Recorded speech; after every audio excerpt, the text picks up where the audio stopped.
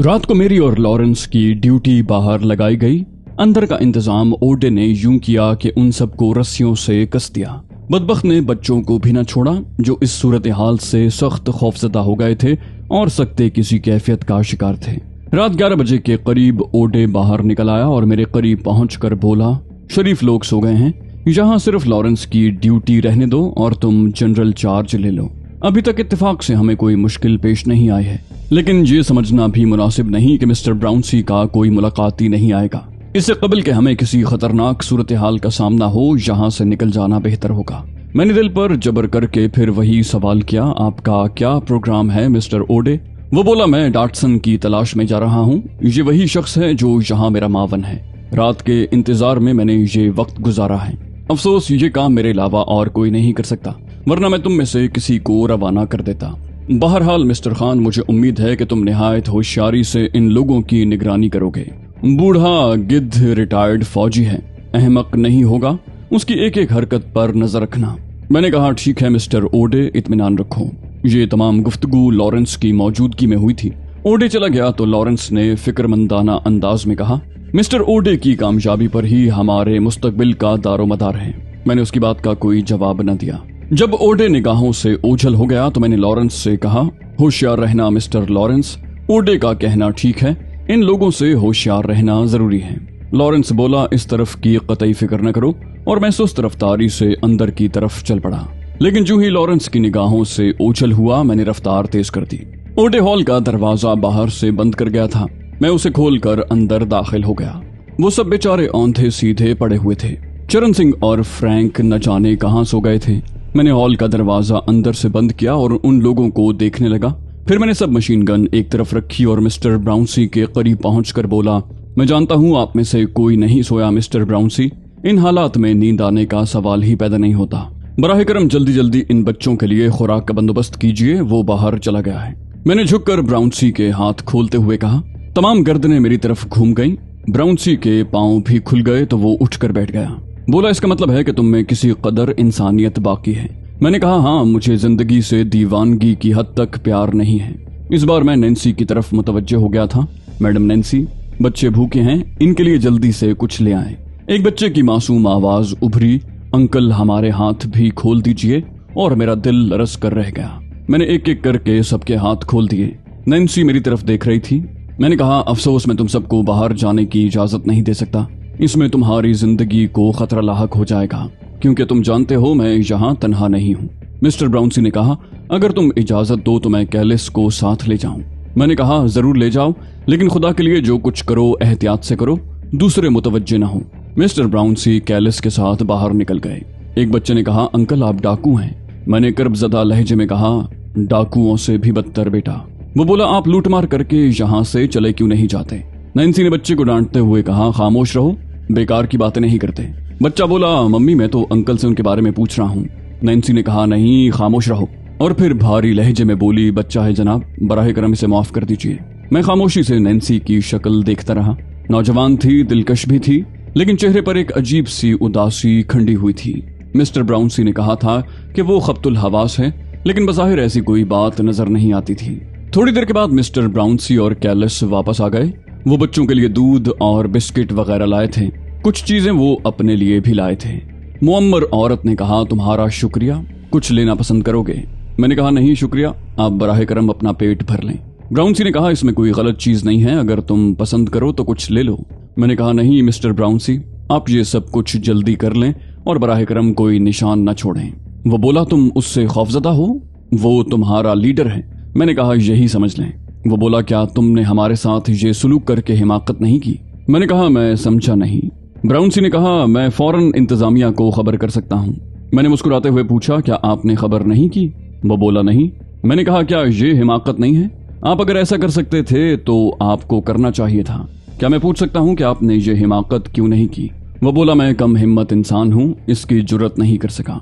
मैंने आहिस्ता से कहा, मैं भी कम हिम्मत इंसान हूँ, इन बच्चों को भूखा नहीं देख सका।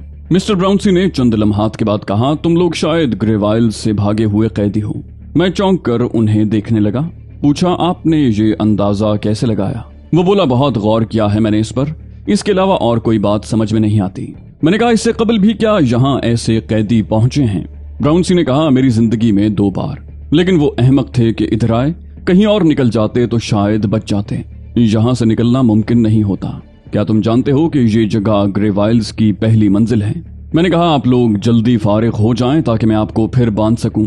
अगर वो वापस आ गया तो आपके लिए पहले और मेरे लिए बाद में परेशानी पैदा हो जाएगी।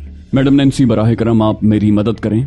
मिस्टर ब्राउनसी, अगर आपने किसी तरह इंतजामिया को इत्तला भी कर दी है तो बराह करम जो मैं कह रहा हूँ वो जरूर करें। आपके मददगार इससे कबल वापस आ गए तो जाहिर है वो आपको आजाद करवा लेंगे, लेकिन अगर वो आ गया तो आपकी जिंदगी खतरे में पड़ जाएगी। मिस्टर ब्राउनसी ने कहा, नैन्सी, इसकी हिदायत पर अमल करो। नैन्सी अपनी जगह से उठ खड़ी हुई। उसने रस्सियों के वो टुकड़े लेकर एक एक करके सबके हाथ कस दिए। फिर वो मेरी तरफ देखने लगी। ये आखिरी काम मैंने अंजाम दिया था। उन सबको पहले किसी पोजीशन में लाने के बाद मैंने सब मशीन गन संभाली। दरवाजे के बाहर आकर माहौल का जायजा लिया और ये अंदाजा लगा लिया कि माहौल में कोई तब्दीली नहीं हुई है। चुनाचे मैं फिर वापस अंदर आ गया। मिस्टर ब्राउनसी दिलचस्प निगाहों से मुझे देख रहे थे। चंद लम्हात खामोश रहने के बाद वो बोले, तुम्हारा नाम पूछ सकता हूँ? मैंने आहिस्ता से कहा, जाने दीजिए मिस्टर ब्राउनसी, क्या फायदा इन बातों से। बोला, शराफत की एक रमक भी किसी के अंदर बाकी रहती है तो वो नाकाबिल तवज्जो नहीं होता। मैं तुम्हारे उन अल्फाज से और इस किरदार से बेहद मुतासिर हुआ हूँ। तुमने अभी मुझसे ये कहा था कि मैंने अगर इंतजामिया को इत्तला भी कर दी है तो मैं अपने हाथ बंधवा लूं, क्योंकि उससे पहले अगर वो आ गया तो मेरे लिए खतरा पैदा हो सकता है। गोया तुम इस बात की भी तवक्को कर रहे हो कि मैंने इंतजामिया को इत्तला कर दी होगी और वो लोग यहाँ पहुंचने वाले ही होंगे। मैंने मिस्टर ब्राउनसी की तरफ अजीब सी निगाहों से देखा और आहिस्ता से गर्दन हिला दी। कहा, हाँ, आपका ख्याल दुरुस्त है, मैं इसकी तवक्को रखता हूँ। मिस्टर ब्राउनसी ने कहा, क्या इंतजामिया के आने पर तुम भी दूसरे लोगों के साथ गिरफ्तार नहीं हो जाओगे? मैंने मुज़महिल लहजे में कहा, जाहिर है ऐसा ही होगा। ब्राउनसी ने कहा, इसके बावजूद तुमने ये खतरा मोल लिया। मैंने कहा, आप मुझसे क्या कहलवाना चाहते हैं मिस्टर ब्राउनसी? ये कि मैं बेवकूफ हूँ, अहमक हूँ? ऐसी कोई बात नहीं है। बस मैं आप लोगों पर होने वाली इस ज्यादती से खुश नहीं हूँ और इसकी वजह यही है कि आपका हमारे मामलात से कोई ताल्लुक नहीं। ब्राउनसी ने एक बार फिर सवाल दोहराया, क्या मेरा ये अंदाजा दुरुस्त है कि तुम लोग ग्रेवाइल्स से भागे हुए कैदी हो? मैंने कहा, बिल्कुल ठीक है, आपका अंदाजा दुरुस्त है, लेकिन इससे क्या फर्क पड़ता है? मिस्टर ब्राउनसी ने सवाल किया, नहीं, फर्क की बात नहीं है। क्या वो शख्स तुम्हारा इंचार्ज है? मैंने इस बात में जवाब दिया, हाँ। वो बोला, कहाँ गया है वो? मैंने कहा, जहां भी गया है उसके बारे में मैं आपको बताना जरूरी नहीं समझता। मिस्टर ब्राउनसी खामोश हो गए। काफी देर तक ये खामोशी तारी रही। फिर वो आहिस्ता से बोले, मुझे अपना नाम नहीं बताया तुमने, ना सही, लेकिन एक बात और बता दो, अगर वो अपने मसले में कामयाब लौटा, जो यकीनन इसके अलावा और कुछ नहीं हो सकता कि वो यहाँ से निकलने के इंतजामात करने गया होगा, तो क्या वापस आने के बाद वो हम लोगों को जिंदा छोड़ेगा? मिस्टर ब्राउनसी के इस सवाल पर मैं बुरी तरह चौंक पड़ा। एक लम्हे के लिए मेरे दिल में भी यही ख्याल जागा कि वाकई ओडे से कुछ भी बैद नहीं है, लेकिन क्या इन बेगुनाह इंसानों को मौत के घाट उतर जाना चाहिए? क्या इन मासूम बच्चों को इनकी बेगुनाही की सजा मिलनी चाहिए? मैं अभी कोई जवाब भी नहीं दे पाया था कि दफतन बाहर से दरवाजे पर दस्तक सुनाई दी और मैं संभल गया। मैंने दरवाजा खोला तो फ्रैंक अंदर आ गया। उसने मुतजस्सिस निगाहों से मुझे देखते हुए पूछा, दरवाजा क्यों बंद कर लिया था? मैंने कहा, कोई खास वजह नहीं है फ्रैंक। फ्रैंक ने सवाल किया, हमारे दोस्त सो रहे हैं? मैंने कहा, क्या ख्याल है, इन हालात में उन्हें नींद आ सकती है? फ्रैंक ने हंसते हुए कहा, हाँ वाकई इन हालात में उन्हें नींद कहाँ आ सकती है। कुछ देर हॉल में खामोशी रही। फिर फ्रैंक मुझसे बोला, अगर तुम चाहो तो आराम कर सकते हो। मैंने सोने की बहुत कोशिश की लेकिन नींद नहीं आई। वो चरण सिंह गहरी नींद सो गया है। कमबख्त सोते में खराटे भी लेता है और ये बहुत बुरी आदत है। पता नहीं उसे नींद कैसे आ गई। मैंने कोई जवाब न दिया। फ्रैंक मेरे नजदीक ही मशीन गन संभाल कर बैठ गया। फिर बोला, पता नहीं ओडे कब तक वापस आएगा। मैं फिर भी खामोश रहा तो फ्रैंक ने मेरी तरफ देखते हुए कहा, अगर तुम्हें नींद आ रही है तो मैं तुमसे कह चुका हूं कि सो जाओ। मैंने किसी कदर नाखुशगवार लहजे में कहा, नहीं यार, मैंने कहा ना कि मुझे नींद नहीं आ रही। और फ्रैंक खामोश हो गया। उसने मुझसे अड़ने की कोशिश नहीं की थी। पता नहीं क्या वक्त था जब अचानक ओडे पहुंच गया। उसके अंदाज से वहशत टपक रही थी। चेहरा आग की तरह सुर्ख था। हम दोनों उसकी ये कैफियत देख कर खड़े हो गए। फ्रैंक ने पूछा, खैरियत मिस्टर ओडे? ओडे ने परेशान लहजे में कहा, गड़बड़ हो गई, बड़ी जबरदस्त गड़बड़ हो गई। मैंने भी सवाल किया, क्या हुआ? वो बोला, कमबख्त डॉटसन गिरफ्तार हो चुका है। वो अपने आप को संभाल कर नहीं रह सका। उसकी गिरफ्तारी को भी तकरीबन 1 माह गुजर चुका है। पता नहीं ग्रेवाइल्स के कौन से इलाके में भेज दिया गया है। अपने साथ वो उन चारों को भी ले डूबा है जिन्हें मैंने बड़ी मुश्किल से यहाँ भिजवाया था। गोया अब यहाँ हमारे फरार के लिए कोई माकूल बंदोबस्त नहीं हो सकता। इसके लिए अब हमें खुद ही कोशिश करना होगी। ओडे के लहजे में परेशानी के आसार नुमाया थे। वो एक तरफ बैठ गया और परेशानी से अपनी पेशानी सहलाने लगा। मैंने पूछा, क्या आपके ख्याल में यहाँ मौजूद लोगों को हमारे बारे में इत्तला हो चुकी है? ओडे बोला, नहीं, ऐसे आसार मुझे अभी तक नजर नहीं आए। अगर ऐसा होता तो मेरा ख्याल है हमारे लिए मजीद मुसीबतें पैदा हो सकती थीं। मैंने कहा, तो फिर अब क्या किया जाए मिस्टर ओडे? वो बोला, पहले हमें यहाँ अपनी रूपोशी के इंतजामात करना है और इसके लिए उन सब लोगों को कत्ल करना होगा। ओडे ने वही अल्फाज कहे थे जिनका खदशा मिस्टर ब्राउनसी को था। मैंने चौंक कर ओडे को देखा और बोला, मिस्टर ओडे, हम लोग वो वक्त यहीं गुजार सकते हैं। इसके लिए हमें उन लोगों को यरगमाल बनाना होगा। इस सिलसिले में मिस्टर ब्राउनसी और उनके अहले खानदान को हमसे ताउन करना होगा। ओडे ने कहा, नहीं मिस्टर खान, मैं खतरात मोल लेने का आदी नहीं हूँ। यहाँ रहना हमारे लिए कतई सूदमंद नहीं है और इन सबको मारना बेहद जरूरी है। उसने कहा और मेरे हाथ से सब मशीन गन ले ली। उसी वक्त लॉरेंस भी अंदर आ गया। ये एक और मुसीबत थी। कमबख्त लॉरेंस भी ओडे का हमनवा था।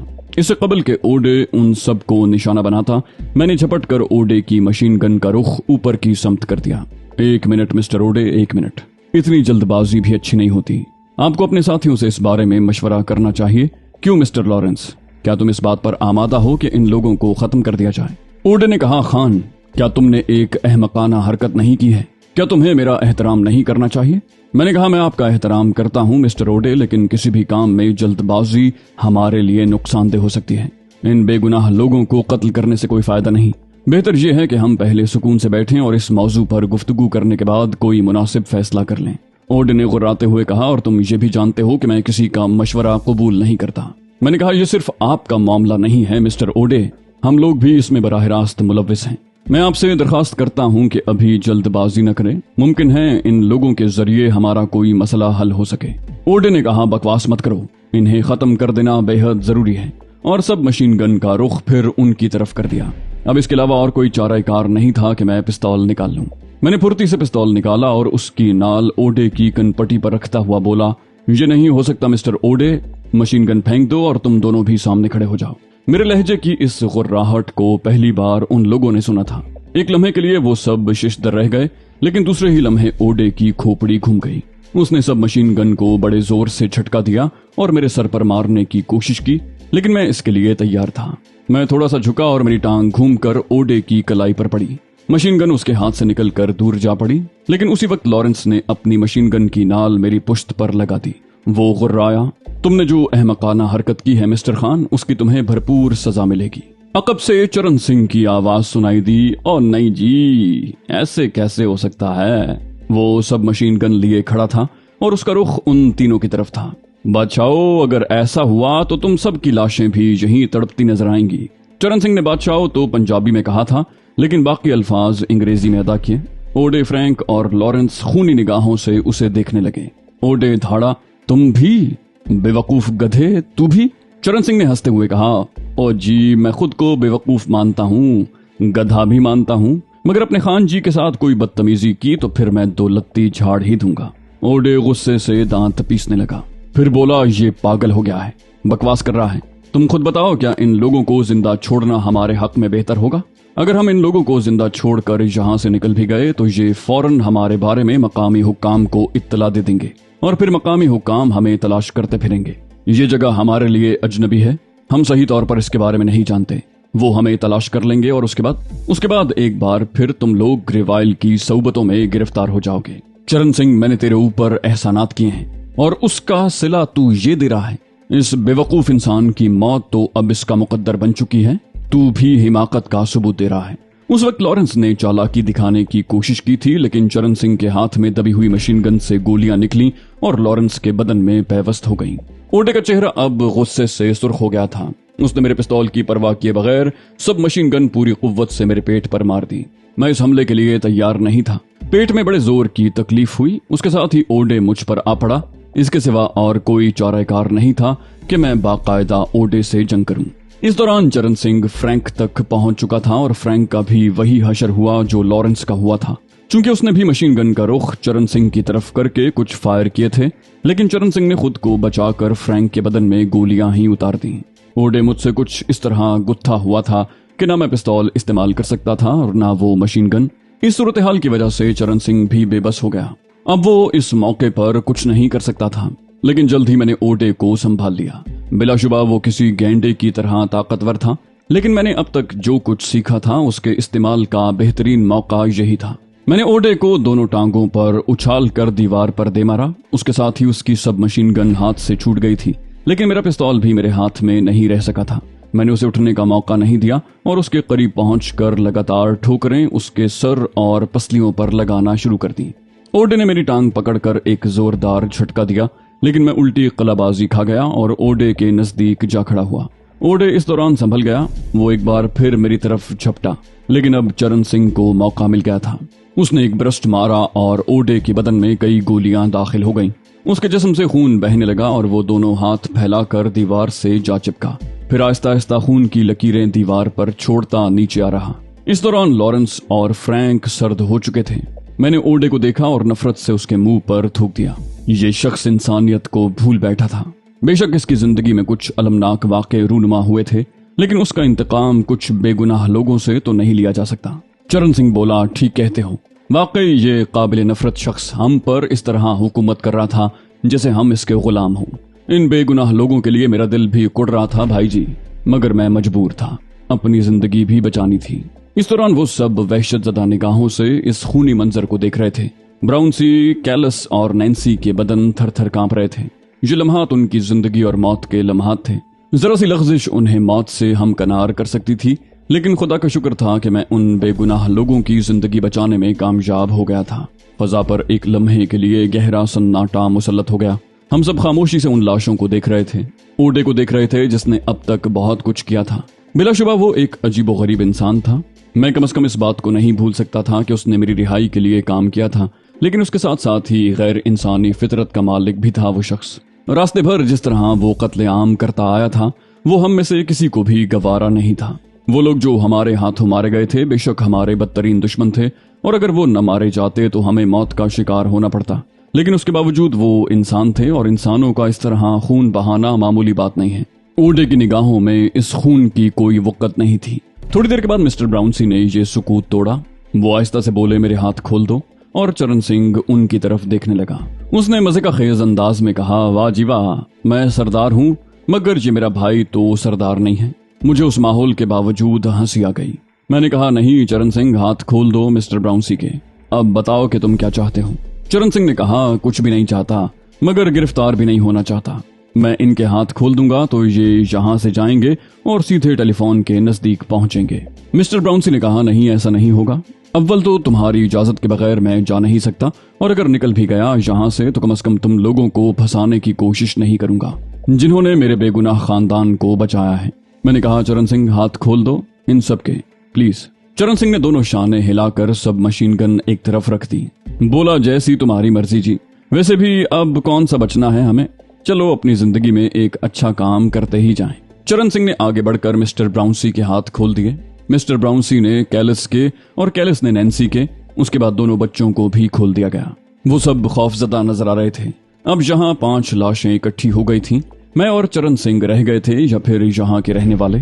बड़ी अजीब सी कैफियत पैदा हो गई थी उस वक्त। तब मिस्टर ब्राउनसी ने कहा, देखो दोस्त, इशार पसंदी और कार खैर के लिए तुम तन्हा नहीं हो। बेशक ये मेरा फर्ज है कि मैं ग्रेवाइल से फरार होने वालों को फौरी तौर पर मकामी इंतजामिया के सुपुर्द कर दूं, खासतौर से इसलिए भी कि मैं एक फौजी हूं, लेकिन बाज़ औक़ात अपने तमाम फराइज को भूल कर सिर्फ इंसानियत का ख्याल रखना पड़ता है। इस सिलसिले में तुम ही एक इंसान नहीं हो, मैं तुम्हारी मदद करूंगा। हाँ, मैं तुम दोनों को मकामी इंतजामिया के हाथ नहीं लगने दूंगा, ये मेरा अहद है। मिस्टर ब्राउनसी के अल्फाज की बाज़गश्त फजा में गूंज रही थी और हम सब मुतहय्यराना अंदाज में उनकी शक्ल देख रहे थे।